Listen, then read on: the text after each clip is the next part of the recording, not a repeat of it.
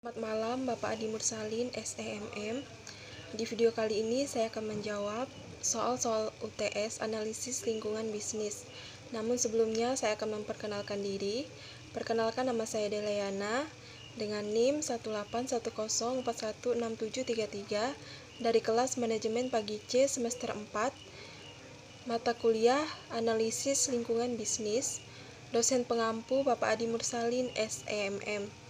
Baiklah, saya akan langsung saja. Soal yang pertama, organisasi harus membuat dan memelihara prosedur untuk mengidentifikasi aspek lingkungan sebagai suatu sistem manajemen terdokumentasi. Standar mewajibkan suatu prosedur tertulis atau dinyatakan dengan frasa prosedur terdokumentasi yang menjelaskan tata cara identifikasi aspek lingkungan dari kegiatan, produk atau jasa. Hasil identifikasi merupakan suatu daftar aspek lingkungan dan dampak lingkungan yang diakibatkan oleh aspek lingkungan. Selayaknya daftar aspek lingkungan ini harus memuat keseluruhan aspek lingkungan secara lengkap, baik dalam kondisi normal, abnormal, dan darurat. Seluruh komponen lokasi seperti bagian produksi, gedung perkantoran, gudang yang terletak di luar pagar, dan lain sebagainya. Aspek lingkungan diartikan sebagai bagian dari kegiatan yang berinteraksi dengan lingkungan, sedangkan dampak adalah akibat dari suatu aspek. Dengan kata lain, ada hubungan sebab akibat antara aspek dan dampak lingkungan. Sebutkan dan jelaskan lingkungan yang harus diperhatikan oleh perusahaan dalam menjalankan bisnisnya. Jawabannya, lingkungan bisnis adalah segala sesuatu yang mempengaruhi aktivitas bisnis dalam suatu lembaga, organisasi, atau perusahaan. Faktor-faktor yang mempengaruhi tersebut tidak hanya dalam perusahaan atau intern, namun juga dari luar atau ekstern. Oleh karena itu, lingkungan bisnis diklarifikasikan menjadi dua macam, yaitu yang pertama, lingkungan internal. Segala sesuatu di dalam organisasi atau perusahaan yang akan mempengaruhi organisasi atau perusahaan tersebut. Sedangkan lingkungan eksternal, segala sesuatu di luar batas-batas organisasi atau perusahaan yang mungkin mempengaruhi organisasi atau perusahaan. A. Lingkungan internal. Lingkungan internal dipengaruhi oleh beberapa faktor, yaitu tenaga kerja atau man, modal atau money, material atau bahan baku, peralatan atau perlengkapan produksi, kemudian metode. Lingkungan internal ini biasanya digunakan untuk menentukan strength atau kekuatan perusahaan dan juga mengetahui weakness atau kelemahan perusahaan.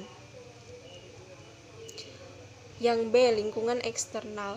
Lingkungan eksternal dibagi menjadi dua, yaitu lingkungan mikro, di mana perusahaan dapat melakukan aksi-aksi terhadap faktor-faktor penentu, opportunity atau peluang pasar, dan juga threat atau ancaman dari luar. Faktor-faktor yang mempengaruhi yaitu pemerintah, pemegang saham, kreditor, pesaing, publik, perantara, pemasok, dan konsumen. Lingkungan makro, di mana perusahaan hanya dapat merespon lingkungan di luar perusahaan.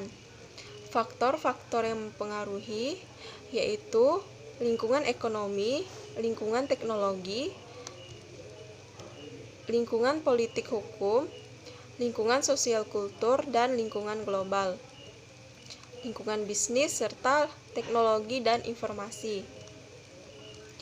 Kemudian soal selanjutnya, apa yang saudara ketahui tentang A. Lingkungan kontekstual atau umum? Jawabannya, lingkungan umum atau kontekstual. Pada bagian ini kita memeriksa apa yang seringkali ditunjuk sebagai faktor pastel, yaitu politik, ekonomi, sosial, budaya, teknologi, hukum, dan pengaruh etika. Analisis PESTEL atau PAS dapat digunakan untuk menganalisis lingkungan sekarang dan masa depan perusahaan sebagai bagian dalam proses strategi manajemen. Lingkungan politik. Aspek lingkungan politik sangat jelas menyangkut dengan aktivitas bisnis, aktivitas pemerintah baik secara langsung maupun tidak langsung. Berpengaruh pada aktivitas bisnis dan pemerintah dapat melihat keberanian perusahaan-perusahaan besar pada level lokal maupun nasional, memberikan kecenderungan terhadap pasar globalisasi dan keberadaan perusahaan perdagangan internasional. Pengaruh ekonomi politik internasional pada aktivitas bisnis menggambarkan sebuah keistimewaan dari lingkungan bisnis. Dengan kata lain, pengaruh publik, politik, pendapat pada bidang seperti lingkungan politik dan tanggung jawab perusahaan. Kemudian lingkungan ekonomi yang membuat beda antara lingkungan politik dan lingkungan ekonomi.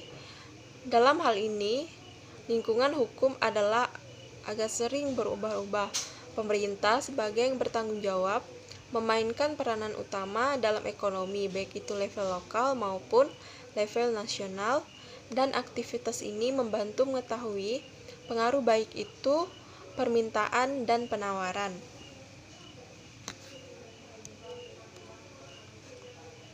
Namun, terdapat aspek ekonomi lain yang terkait dengan aktivitas bisnis, yaitu sebuah pertimbangan yang berguna. Ini termasuk berbagai aspek struktur pasar dan perusahaan, serta perbandingan antara praktik dan teori ekonomi. Kemudian lingkungan sosial, budaya, dan demografi. Permintaan dan penawaran dipengaruhi faktor sosial, budaya, dan demografi. Faktor budaya, sebagai contoh, dapat mempengaruhi tipe dari produk yang diproduksi atau dijual pasar sebagai tempat mereka menjualnya, harga pada saat mereka menjualnya, dan variabel lainnya. Manusia adalah sumber daya utama bagi perusahaan dan bagian dari pasar bagi barang dan jasa. Oleh karena itu, pengaruh dan perkembangan sosial budaya memiliki efek penting pada operasi bisnis. Yang selanjutnya, lingkungan teknologi. Teknologi, baik itu input maupun output pada organisasi bisnis. Investasi pada teknologi dan inovasi seringkali dilihat sebagai kunci sukses perusahaan dan nantinya dapat digunakan untuk menjelaskan perbedaan daya saing perusahaan yang terjadi pada negara yang berbeda. Ini juga dapat digunakan oleh bagian-bagian penting dalam pertanggungjawabannya di internal perusahaan dan pada pasar sumber daya ekonomi. Kemudian lingkungan hukum. Operasi bisnis dalam kerangka hukum memiliki dampak signifikan pada berbagai aspek dalam perusahaan. Hukum biasanya mengatur antara lain status perusahaan, hubungan dengan konsumen dan pemasoknya, dan beberapa aktivitas dan prosedur internal. Karena hukum dikeluarkan oleh pemerintah atau termasuk pemerintah supranasional yang melampaui batas negara, dan dari keputusan peradilan, beberapa pemahaman dari lembaga yang relevan dan proses yang diinginkan. Kemudian lingkungan etika. Pertimbangan etika telah menjadi pengaruh yang semakin penting pada perilaku bisnis, khususnya di kalangan yang lebih besar. Perusahaan yang memiliki riwayat yang baik, satu area di mana ini menjadi nyata dalam permintaan bagi perusahaan untuk bertindak dalam cara yang lebih bertanggung jawab secara sosial dan mempertimbangkan dampaknya kepada masyarakat, komunitas mereka, dan lingkungan alam.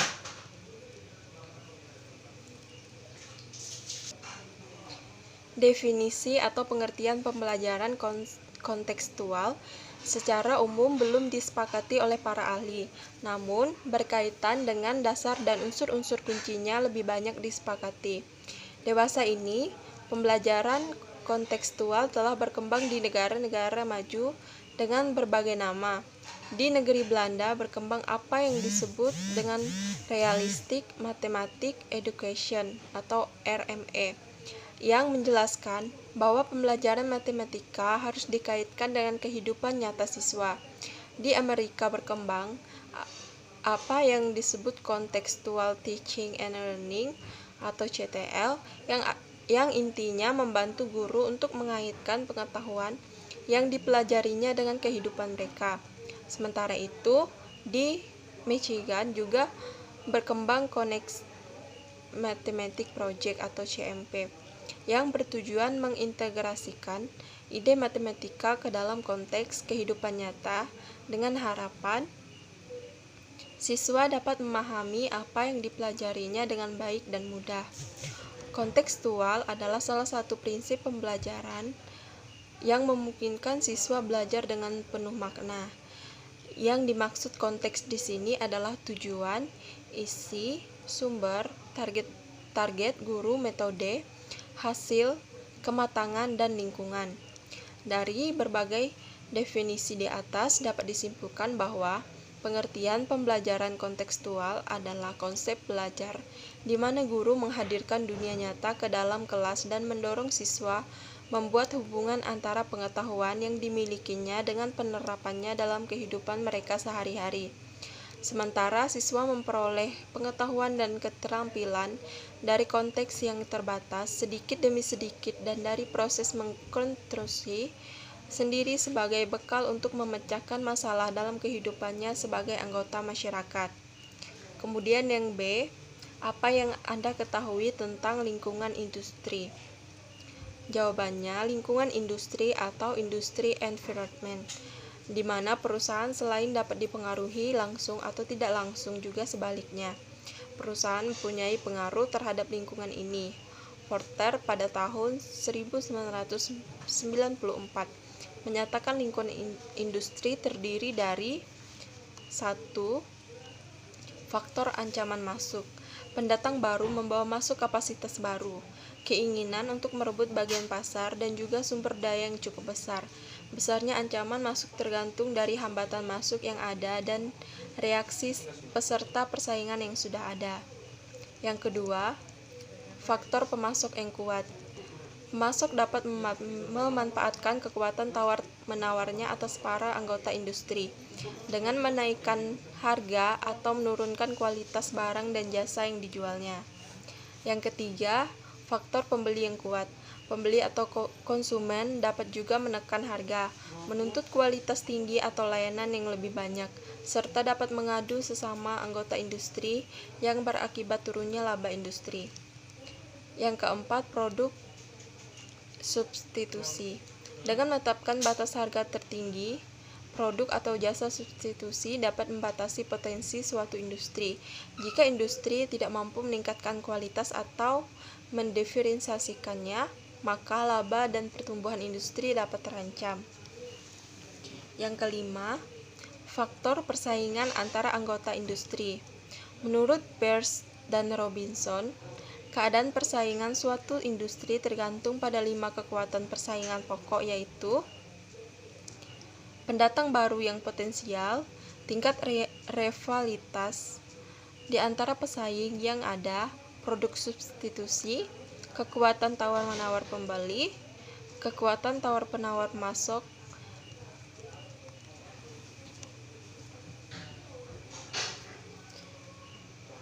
Yang C, apa yang Anda ketahui tentang remote environment? Jawabannya, lingkungan jauh atau remote environment terdiri dari faktor-faktor dari luar dan biasanya tidak berhubungan dengan kondisi operasional suatu perusahaan, yang terdiri dari yang pertama, faktor ekonomi. Faktor ini berkaitan dengan sifat dan arah sistem ekonomi tempat suatu perusahaan beroperasi. Faktor-faktor ini antara lain ketersediaan kredit, disposable income, kecenderungan berbelanja masyarakat, suku bunga, primer, dan lain-lain. Yang kedua, faktor sosial budaya. Faktor sosial yang mempengaruhi suatu perusahaan adalah kepercayaan, nilai, sikap, dan gaya hidup orang-orang di lingkungan eksternal perusahaan. yang berkembang dari pengaruh kultural, ekologi, demografi, agama, pendidikan, etnik, dan lain-lain. Yang ketiga, faktor politik. Stabilitas dan arah faktor-faktor politik merupakan pertimbangan penting bagi para manajer dalam merumuskan strategi perusahaan. Faktor-faktor politik termasuk stabilitas keamanan, regulasi, situasi politik, supremasi hukum, dan lain-lain. Yang keempat, faktor teknologi. Untuk menghindari keusangan dan dorong inovasi, perusahaan harus mewaspadai teknologi yang semakin canggih, karena teknologi beradaptasi dengan perusahaan, termasuk produk baru, penyempurnaan produk, dan teknik produksi.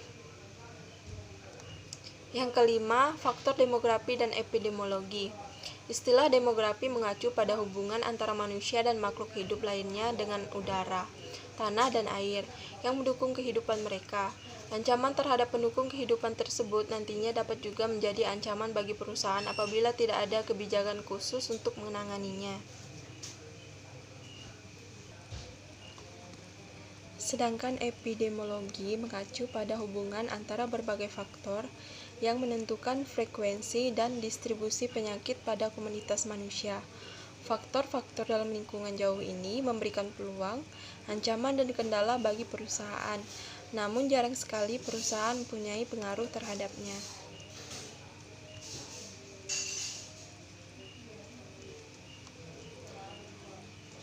Yang D, lingkungan operasional, dan berikan contoh terhadap penjelasan saudara tersebut. Lingkungan operasional atau operating environment terdiri dari faktor-faktor dalam situasi persaingan yang mempengaruhi keberhasilan perusahaan mendapatkan sumber daya yang dibutuhkan atau dalam memasarkan produk atau jasanya secara menguntungkan. Lingkungan operasional biasanya jauh lebih dapat dipengaruhi atau dikendalikan perusahaan. Lingkungan ini terdiri dari yang pertama, faktor posisi bersaing perusahaan. Menilai posisi bersaing dapat meningkatkan kesempatan perusahaan untuk merancang strategi dengan mengoptimalkan peluang yang muncul dari lingkungan. Yang kedua, faktor profil pelanggan. Faktor profil pelanggan.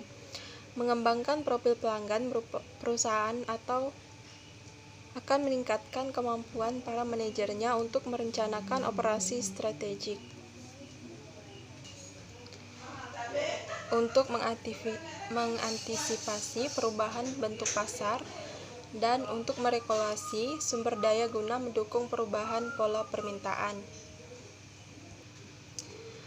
Yang ketiga, faktor pemasok. Dalam menilai hubungan perusahaan dengan para pemasoknya, beberapa faktor selain dari kekuatan hubungan itu sendiri perlu dipertimbangkan seperti harga pemasok, biaya pengiriman, tingkat ketergantungan perusahaan, dan sebagainya. Yang keempat, faktor kreditor. Dalam hal posisi bersaing yang menyangkut kreditur, maka perlu dijaga hubungan baik dengan kreditur. Hal ini sangat penting sekali untuk mempertahankan tingkat kepercayaan kreditur untuk memperlancar kinerja perusahaan. Yang kelima, faktor sumber daya manusia. Kemampuan untuk menarik dan mempertahankan karyawan yang berkemampuan sangat penting untuk keberhasilan perusahaan. Akses kepada karyawan yang dibutuhkan dipengaruhi oleh 3 faktor utama, yaitu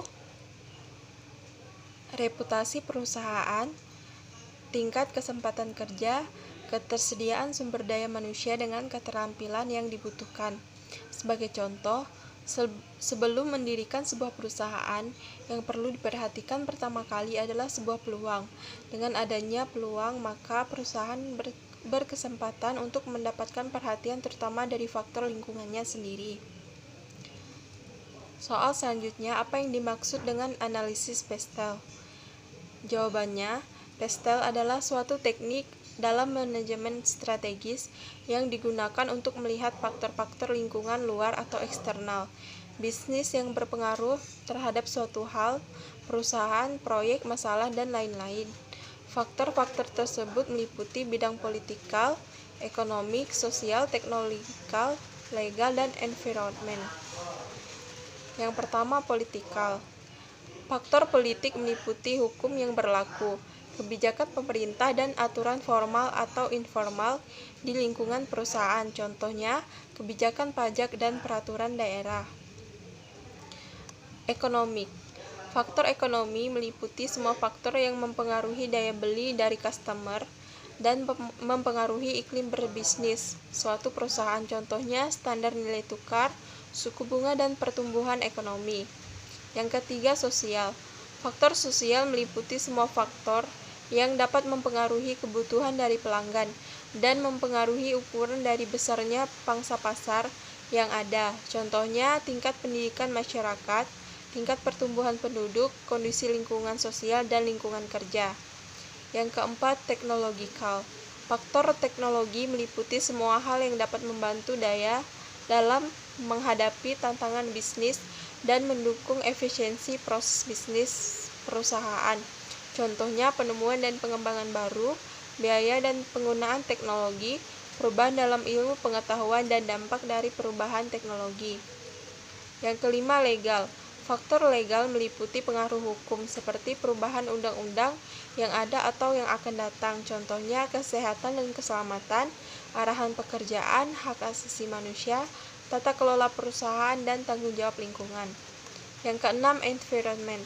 Faktor lingkungan dapat digunakan ketika melakukan perencanaan strategis atau mencoba mempengaruhi keputusan pembeli seperti faktor lokasi geografis. Soal yang nomor 2, bagaimana lingkungan eksternal dan lingkungan industri berpengaruh pada kegiatan bisnis di daerah Anda? Jawabannya, lingkungan internal dan eksternal terhadap bisnis. Menurut saya pribadi, lingkungan bisnis memiliki dampak yang sangat besar bagi jalannya suatu bisnis tersebut. Bagi seorang manajer, hal ini menjadi peluang sekaligus tantangan, dan kita ketahui lingkungan yang terus berubah menuntut manajemen dan organisasi untuk selalu tanggap dan progresif. Jadi, suatu organisasi itu harus sadar dan memahami betul di mana posisi lingkungannya berada, agar siap dalam menghadapi berbagai tantangan dari luar, sehingga seorang manajer organisasi itu haruslah orang yang menguasai teknologi, informasi, dan bersedia untuk terus-menerus belajar menghadapi situasi baru. Soal bagian B. Tontonlah video-video di bawah ini dan jawablah pertanyaan-pertanyaan di bawah ini. Pertanyaan yang pertama, apa judul-judul video di bawah ini? Judul video yang pertama berjudul Analisis Pestel pada Honda. Video kedua berjudul Analisis SWOT Perhitungan Bobot dan Rating. Video ketiga berjudul Konsep Bisnis dan Lingkungan Bisnis. Video keempat berjudul Analisis Lingkungan Internal. Soal yang kedua, siapa pembicara dalam video-video yang Anda tonton? Pembicara dalam video pertama yaitu Tiara Nur Hafifah. Yang kedua, Emron. Video yang ketiga, e-learning 4. Pembicara video 4, Dia Nanda FP. Yang ketiga, jelaskan secara terinci teori yang dijelaskan oleh pembicara dalam video-video di bawah. Video yang pertama, pestel yang sangat berguna dalam memahami gambaran menyeluruh lingkungan di mana usaha kita beroperasi. Dengan pemahaman secara menyeluruh di mana usaha kita berada, kita dapat mengambil kesempatan yang ada serta meminimalisir risiko dan ancamannya. Pestel itu sendiri terdiri dari politikal, ekonomik, sosial, teknologi, legal, dan environment.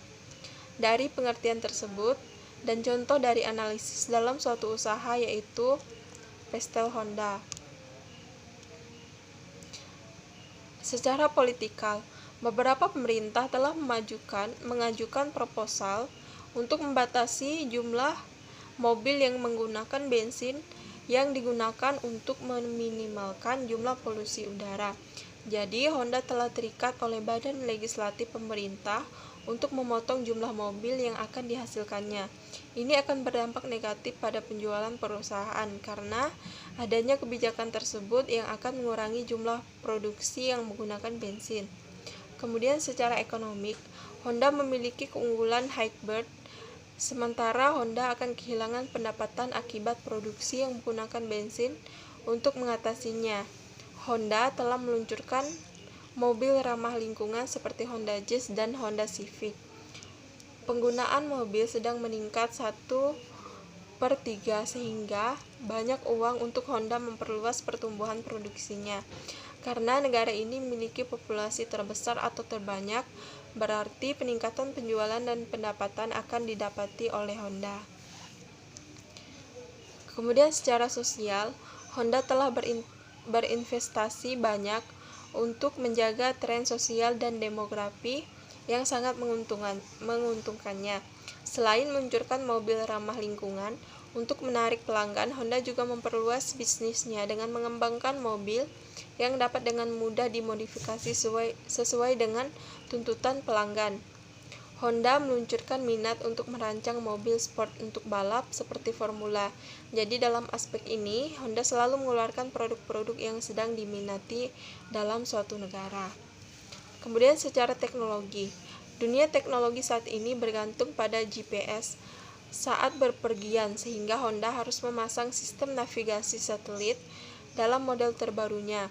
Untuk memenuhi kebutuhan menjaga lingkungan yang aman, Honda telah mengembangkan teknologi EV yang merupakan tindak lanjut dari VTEC mereka.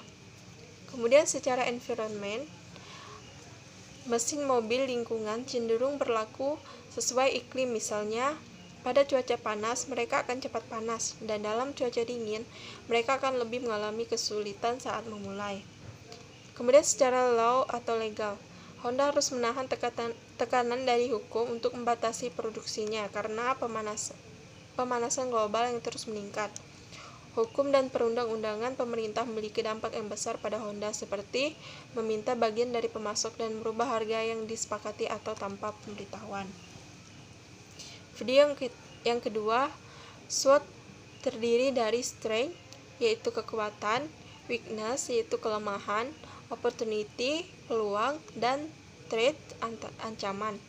Faktor kekuatan dan kelemahan merupakan faktor internal yang dapat dikendalikan oleh perusahaan. Kemudian faktor peluang dan ancaman merupakan faktor eksternal yang tidak dapat dikendalikan oleh perusahaan. Cara perhitungan bobot. Tabelnya terdiri dari 4 kolom. Kolom 1, faktor strategis, kolom 2, bobot, kolom 3, rating, dan kolom 4, skor. Faktor strategis adalah faktor-faktor yang memiliki nilai strategis yang akan kita analisa. Contohnya, suasana ruangan, pelayanan, harga, lokasi, rasa makanan, dan variasi makanan. Masing-masing faktor strategis tingkat bobotnya berbeda. Rating atau peringkat merupakan nilai pada saat dilakukan penilaian. Jika kondisinya sesuai harapan, maka ratingnya tinggi, tapi jika tidak sesuai harapan, maka ratingnya rendah. Skor merupakan hasil perkalian antara bobot dengan rating. Perlu kita ketahui, total bobot harus 1 atau 100%. Dalam hal ini, kita boleh menggunakan satuan atau persen. Kalau masing-masing bobot faktor strategisnya sama, maka cara menghitungnya sangat cepat, yaitu 1 dibagi total faktor strategis. Di sini, faktor strategisnya ada 6, jadi 1 dibagi 6 yaitu 0,17.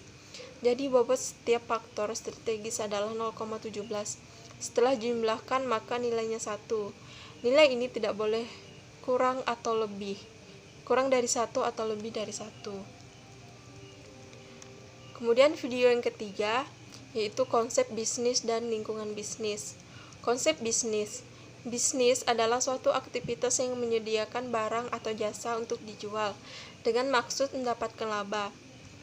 Suatu jenis aktivitas baru atau usaha individu yang terorganisir untuk menghasilkan barang dan jasa guna mendapatkan keuntungan dalam memenuhi kebutuhan masyarakat. Laba adalah selisih antara penerimaan dengan biaya-biaya. Laba merupakan imbalan yang didapatkan pemilik bisnis sewaktu menginvestasikan uang dan waktu. Konsep kebutuhan dan keinginan. Kebutuhan adalah keadaan kekurangan yang harus dipenuhi, yang meliputi kebutuhan fisik, sosial, dan individu. Sedangkan keinginan adalah suatu bentuk kebutuhan manusia yang telah dipengaruhi oleh budaya dan kepribadian seseorang. Kemudian fungsi bisnis. Pemenuhan kebutuhan masyarakat, memberi keuntungan dan tanggung jawab sosial. Lingkungan. Bisnis sebagai suatu sistem terbuka di mana bisnis dapat mempengaruhi atau dipengaruhi oleh faktor-faktor lain. Lingkungan bisnis. Lingkungan khusus adalah bagian dari lingkungan yang secara langsung relevan bagi organisasi dalam mencapai tujuannya. Lingkungan khusus dibagi lagi menjadi lingkungan internal, di mana ada karyawan, pemilik atau pemegang saham, manajer, serikat kerja. Kemudian lingkungan eksternal yang terdiri dari konsumen, pemasok, distributor, pesaing, dan media. Lingkungan umum mencakup kekuatan yang berada di luar organisasi yang berpotensi mempengaruhi kinerja organisasi, seperti alam, ekonomi, politik, dan sosial budaya. Kondisi sosial budaya ini banyak aspek, yaitu sikap, gaya hidup, adat istiadat, dan kebiasaan dari orang-orang di lingkungan eksternal dan di lingkungan sasaran. Selanjutnya, teknologi. Akibat dari pengaruh teknologi mekanisasi membuat pekerjaan menjadi lebih cepat dan lebih mudah. Teknologi merujuk pada peralatan, teknik, informasi, dan proses yang diperlukan dalam mengubah input menjadi output. Kemudian lingkungan global. Kekuatan internasional yang mempengaruhi bisnis, yaitu perjanjian perdagangan internasional, kondisi ekonomi internasional, kesempatan pasar internasional, pemasok, budaya, dan pesaing. Yang terakhir yaitu lingkungan industri. Lingkungan industri akan lebih mengarah pada aspek persaingan yang melingkupi bisnis, antara lain persaingan sesama perusahaan dalam industri, perebutan pangsa pasar, dan perebutan sumber daya produksi. Ancaman dari produk pengganti atau barang substitusi. Video keempat, analisis lingkungan internal perusahaan. Analisis internal perusahaan terdiri dari dua tahap pokok, yakni identifikasi komponen variabel internal.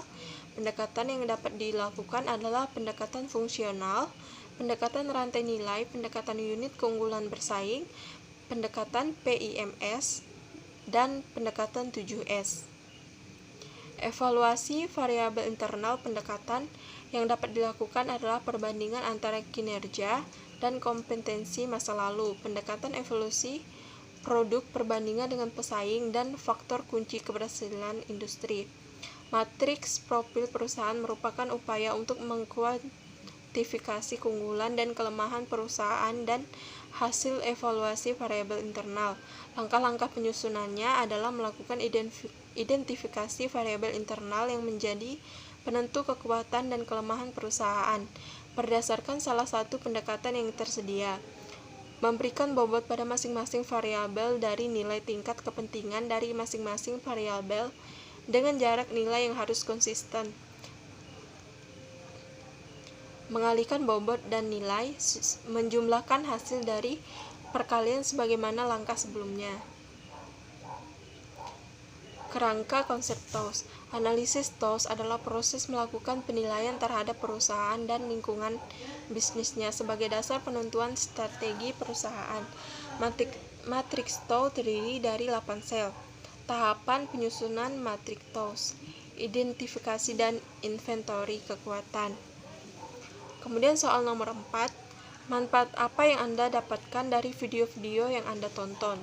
Jawabannya, manfaat yang saya peroleh tentu sangat banyak dan besar sekali manfaatnya buat saya, dan saya merasa sangat beruntung bisa menonton video-video tersebut. Terima kasih banyak buat dosen yang telah memberikan materi melalui video tersebut, karena buat saya pribadi, dengan menonton video-video tersebut dapat membantu kita menyelesaikan masalah yang serupa dengan sangat mudah.